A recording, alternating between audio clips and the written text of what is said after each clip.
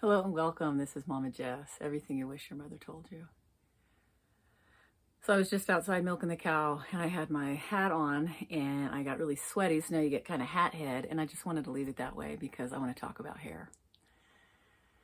I remember when I was working at a private school, one of the boys showed up late and the mother was with him, and she says, "It's hair trauma. He has hair trauma today."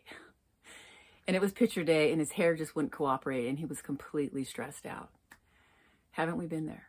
Right? We are in a hair obsessed culture. We haven't gotten to the point of the Greeks yet where it's like this incredibly elaborate coil, like just so massively everywhere on our head. It would probably have taken days to do it. But we're moving in that direction. So the amount of time I see, especially girls, spend on their hair, it's really insane. And it's sad because they're not developing the inside of themselves, which is way more important, because as you get older, your hair just doesn't cooperate. It becomes a stranger to you. Like my hair and I don't know my hair anymore, and I'm just doing my best to coexist. But I don't want you to invest so much time and energy into the external appearance. Of course, to have a clean, neat, just a pleasant care for yourself that would be obvious that you're showering. I don't want you to put a lot of chemicals on your body, and we'll talk about that later. All these heavy deodorants and hairspray, all this stuff, there's chemicals in it and it's bad for your health, but we'll talk about health later. But yeah, just a general clean-cut presentation wherever you go, that you're clearly tending to yourself, somewhat manicured. But when I see, especially young girls now, sometimes they look like cartoon characters and these eyelashes that are swooping, and there's this is not a criticism on what they're doing as much as there's so much time wasted doing that. My desire for you is that your focus would be so centered on developing your mind to be smart and skilled and useful, and find the joy and meaning in participating in society in a way where you're contributing and seeing the joy of helping people and building things and being creative and innovative. Those things are incredibly satisfying. And some of my favorite people to be around, they're so focused in their joy and their passion and the project they're doing that they don't notice themselves. Their hair can be every which way, and their shirt is like buttoned up, not properly, or they're just so clearly enjoying what they're doing, as opposed to this shallow appearance of how they look.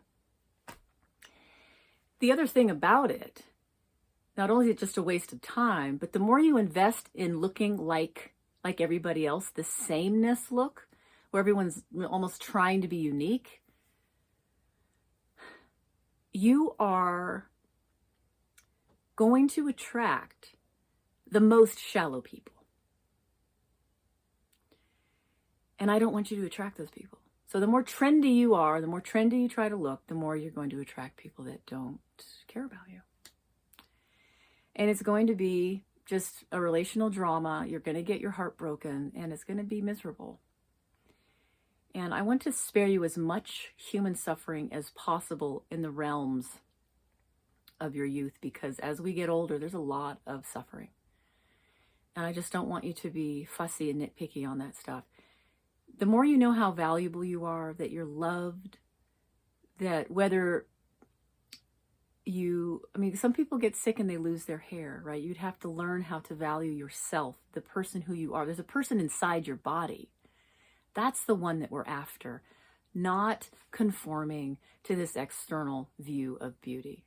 Because beauty is ever changing, and beauty is in the eye of the beholder. Whoever is looking at you might think you're not that pretty because they're like a different type of girl, or you're not attracted to the guy. Like, I'm attracted to very intelligent, good men.